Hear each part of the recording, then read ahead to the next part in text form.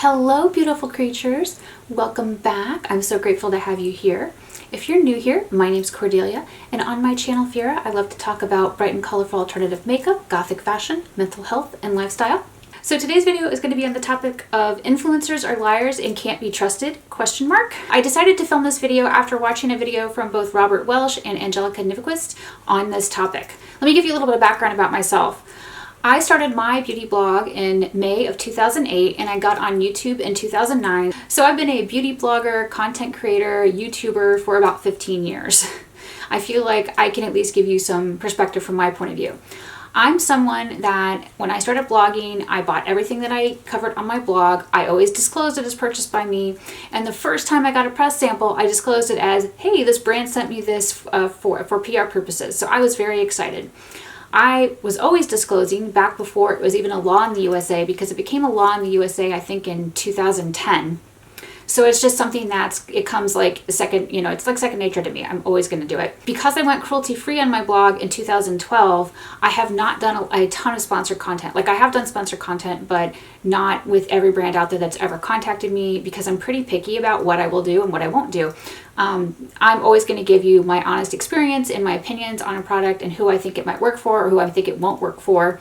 And that's just who I am. That's what I do. That's what you expect from me. So that's what I'm going to continue to do. I find it interesting that it feels like, at least in the past 2 or 3 years especially, there's been more and more what I would consider like frustration towards influencers who are very, very clearly just, wanting to give you exactly the information that the brand is giving them and nothing else. Mascara gate, anyone? So let me give you my opinion as somebody who's a 15-year veteran in the beauty community. I don't believe that all influencers are liars. I don't believe that all sponsored content is fake. A great example for me, a great example to look at would be Temptalia. She's been around longer than I have. Her sponsored content is great. She always gives you her honest opinion, no matter whether it's sponsored or PR or she bought it herself. So no, I don't think that all influencers are lying. But on that point, do I agree with all of her reviews and her opinions on things? No. I bought some products that she gave like a C or a D rating that she didn't really care for, and I've loved them. And there have been products that she's given an A rating to that I didn't like at all.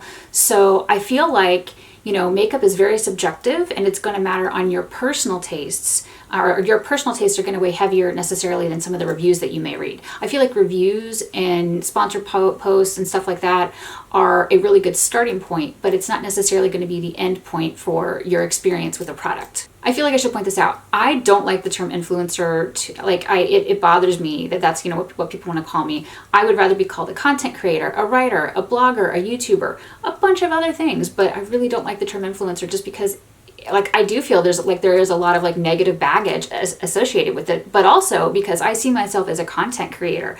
I see myself as somebody who's excited and who loves makeup and gothic fashion, who makes I make myself vulnerable and I talk about my mental health struggles and my life, all of this stuff with you. And so I'm creating content about things that I am passionate about. That's why I call myself a content creator. You may or may not know this, but because so many people that I have made friends with through my blog, through my YouTube channel, through the Phyrra Hex Squad group, Instagram, etc., reached out and asked me to create a book with all of my hooded eye tips. That's why I wrote my book, The Hooded Eyes Makeup Manual, which I published on Amazon. There'll be a link in the description box in case you haven't seen it. But I wrote that a couple years ago, and I wrote it because it was something that the community requested, and I love to create how-to content, informative content, helpful content that people want. For me, that's a lot of fun. I'm really excited because Dave and I are working on a book together, and it's the first time I've ever wrote a book with somebody.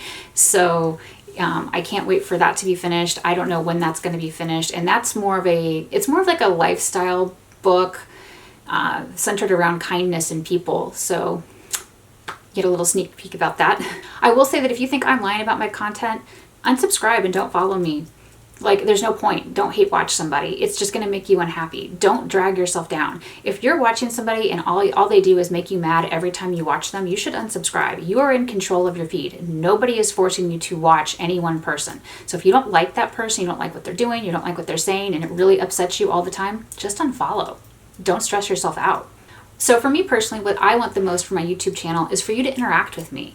I want you to talk to me, tell me what you like, what you don't like, request color, like request makeup looks. This was like a request from Instagram, this monochromatic berry look. Watch my videos, chat with me, share my videos. Like that's what I want. I really love that. If you want to use my affiliate links or my codes, that's great, but that's not my main thing. I am not a salesperson. I am not here to push sales at you. That's part of why I work full time, and I have never tried to be a full-time blogger, because I don't want to feel like I have to take sponsor posts from brands that I don't like or I don't agree with. So that's why I work as a tech consultant. That's why I do what I do, and that's how I make my money. If I was trying to live off of what I made on YouTube, I made under $500 on YouTube last year. I will put a little screenshot of my little tax form from Google so you can see it and verify it. I'm not making a ton of money off of my YouTube. I'm not making a ton of money off of my affiliate links and codes. If you want to shop through them, that's fantastic. It does help me out, and whatever money I do get from that, I do put right back into my blog and my YouTube channel, but I don't expect it, and it's not even the thing that I want the most from you. The thing I want the most from you is for you to watch my videos, leave comments, share my videos, interact with me, and tell me more of what you want to see so I can create what you're looking for. So personally, I only accept samples from brands that I think I will love, and I'm not on very many PR lists anymore, and I'm okay with that. Especially when I was working 50 to 70 hours a week, I just didn't really have the time to create content, and it made me very sad because I've mentioned before, YouTube is a passion of mine, blogging is a passion of mine. I love makeup. It makes me happy. Being able to share that with other people makes me happy, because I do have friends who like makeup locally, but they're not into it like I am. So for me, this is a way for me to connect with you and really make me happy and hopefully make you happy. I have absolutely turned down sponsored opportunities from brands that I knew I would not like their product, or I felt like what they were trying to sell was gimmicky or scammy. It's just, that's not a thing for me. I don't want to do that.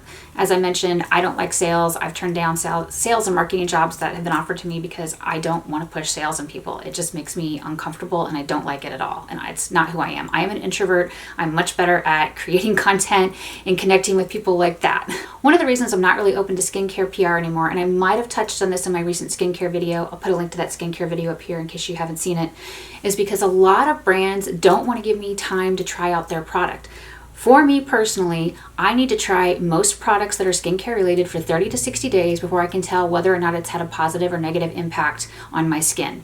Unless it's like a mask where you can see the results right after the mask, like I need to have that time to test it out. And a lot of brands don't want to give that time. They want to send nagging emails like every 2 days. Are you going to write about it yet? Have you written about it yet? What do you think of it? And I can't deal with that. It stresses me out. It causes me anxiety. And I've been doing everything I possibly can over the past, 5 to 6 years to reduce my anxiety. So for me, it's just better to not accept PR. And if I want something, go buy it myself, so I don't have to deal with the constant nagging and pressure. And I really don't like the pressure from brands to first, like I mentioned for skincare, to put something up within 2 weeks. Like, I'm cool creating informative content, but I'm not going to tell you after using a product for 2 weeks that, yeah, this had a positive impact on my skin and you should rush out and buy it. I'm just not going to do that. It doesn't make any sense. So I want to touch on Botox, fillers, and filters. For my YouTube channel, I don't use any filters at all. I just film on my camera. I use a Canon 80D camera to film my videos.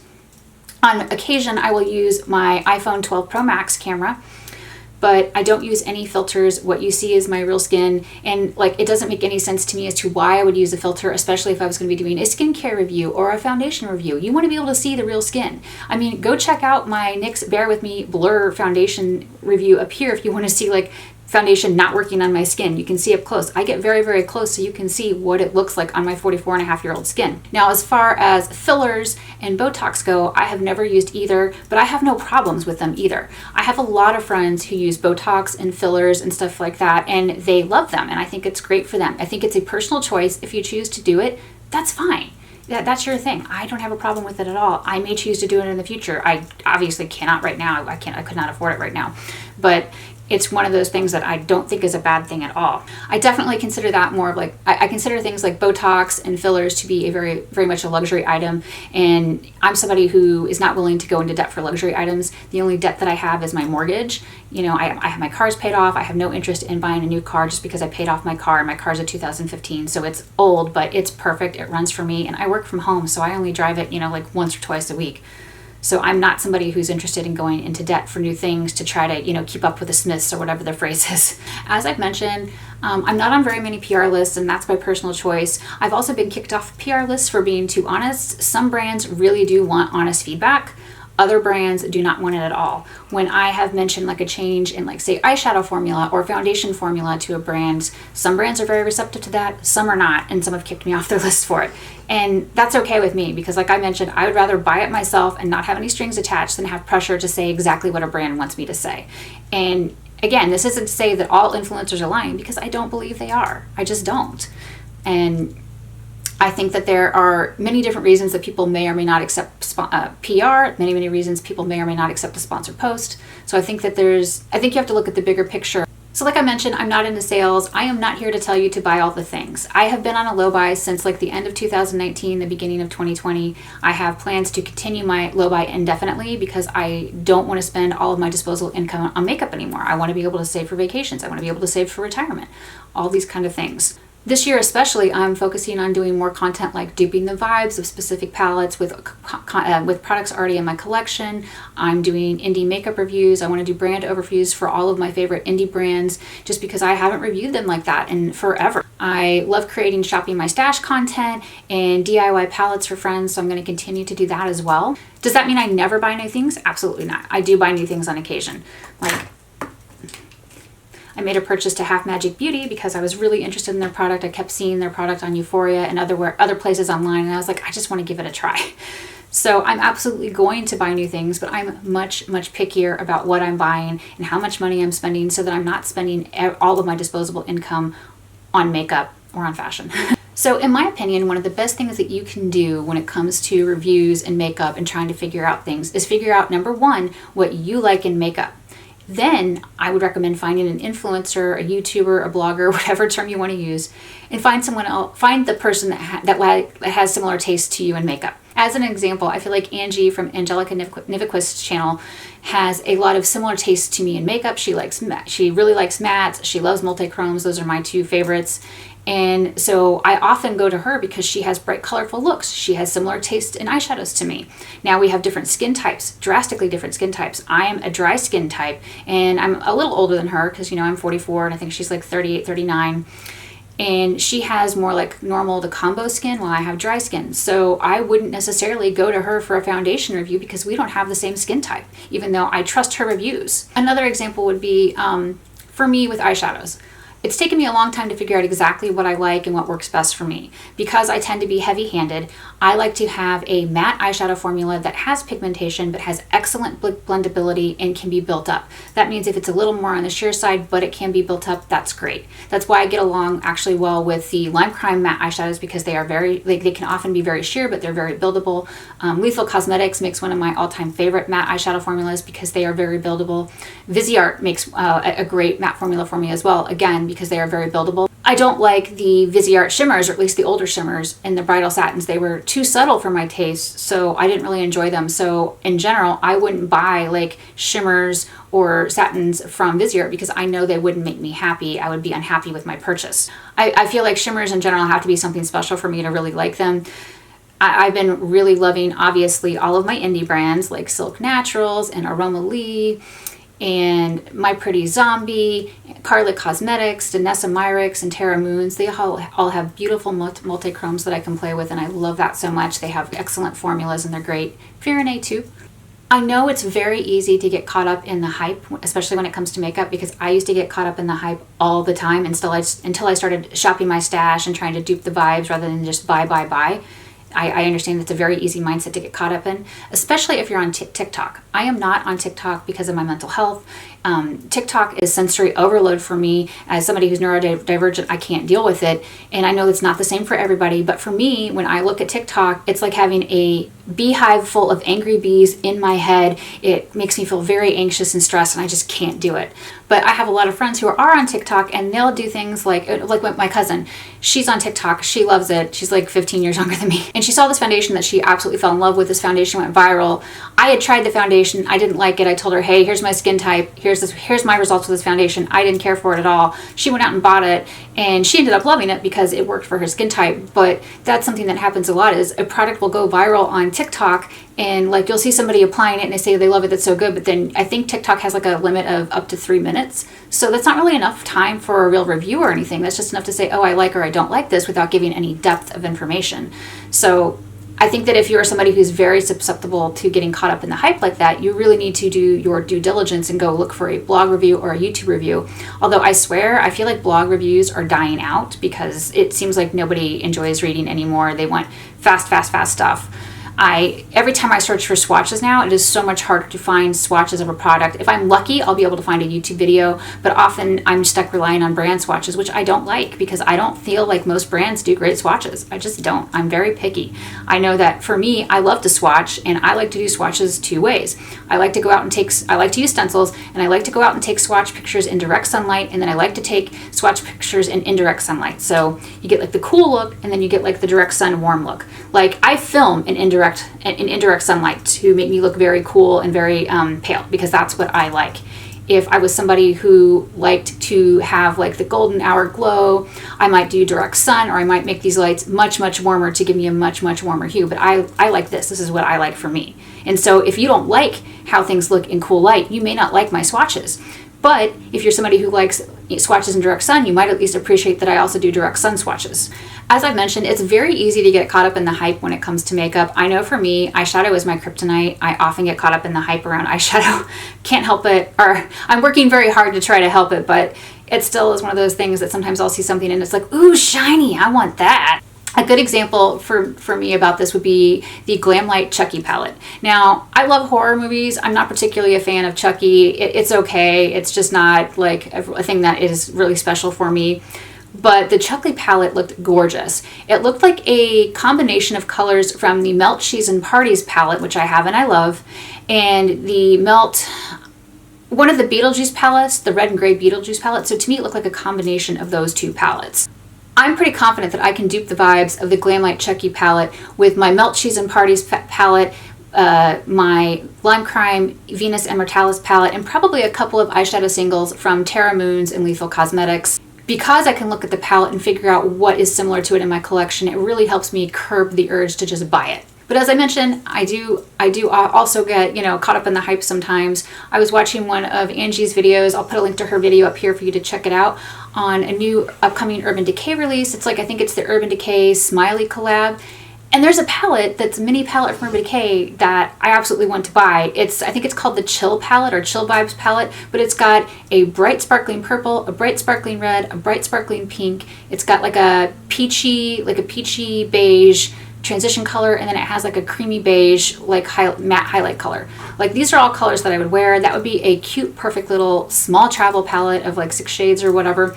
So it's definitely on my wish list as a palette I would want to buy, and I will probably buy it just because it looks great. Angie's swatches made it look very pigmented, closer to the old eyeshadow formula that Urban Decay used to have that I absolutely loved. So I'm very excited at the idea that I can buy something from Urban Decay that will give me the same feelings that Urban Decay used to give me back in 2012, 2014. So now, after all of this, I feel very confident telling you, I don't think that all influencers are liars. I don't think that all influencers can't be trusted. I think the most important thing is for you to find an influencer who has similar tastes to you that you can follow and you can trust. Are there any influencers that are liars? Oh yeah, I'm sure that they're out there. I'm sure that there are plenty. I'm just telling you that I don't think that the vast majority that are out there are liars and can't be trusted. And I think that if you niche down finding somebody who matches your taste, you'll be able to find someone who's genuine. For me, when I'm watching beauty YouTube, the people that I love to watch right now are Angelica Nyqvist, Robert Welsh, Julia MUA, Alexandra Anil, Jamie Page, Hannah Louise Poston, Slashed Beauty, Glitter Fallout, and I've been watching my friend Anki, who's from Norway. So I basically am watching people that, like, for different reasons. Like, I love Hannah Louise Poston because she has a very similar skin tone to me, and she likes lighter coverage foundation products like I do. So, and that makes her very appealing to me. She's also very chill. What I'm looking for in beauty YouTube is people who are very chill and like comfortable to watch. Not quite ASMR, but pretty close. And so, in my opinion, people like Alexandra Anil and Jamie Page and Julia MUA and Hannah Louise Poston are all very chill, very easy to watch. Robert Welsh, I could listen to him read the dictionary and enjoy it just because I love his voice. I think that he's really fun. Angelica, I follow because she's amazing. I love all of her bright and colorful eyeshadow looks. I feel like we have similar tastes in eyeshadow. I follow Miranda because I adore her. She's such a sweet person. I've met her at several different blogger events. She's always been really cool to hang out with. She does really, really great drugstore makeup reviews, and I love them. I love how she reviews. She's very thorough, and a lot of times she's saved me money by reviewing a product and telling me this is how it works, and I'm like, that's not going to work for me, so that's good. So I really appreciate her honesty. I am subscribed to more people than I mentioned on YouTube, but with my husband's surgery and me helping to take care of him, my time has been severely limited for how much YouTube I can consume. YouTube is one of those things that I pay for YouTube Premium for, a family plan for me and Dave and a couple of our friends, so that I don't ever have to watch YouTube with ads, because I can't deal with YouTube with ads. It drives me crazy. But my husband Dave is doing much better. He's able to do a lot more on his own now. His surgery, went very well, but it was very scary when I had to take him to the emergency room. I'm super happy that he is recovering and doing much better. He's able to work from bed, and he's just doing so much better. I can't wait for him to be fully healed. So beautiful creatures, what do you think? Do you think that all influencers are liars and can't be trusted? Do you have some influencers that you trust and other ones you don't trust? Who do you trust? Please tell me in the comments below. I want to know who you love, who you trust, who you follow. If there's anyone that you think I should check out, please let me know, because I will definitely go give them a look. Thank you so much for watching. I love you, and I'll see you next time. Bye.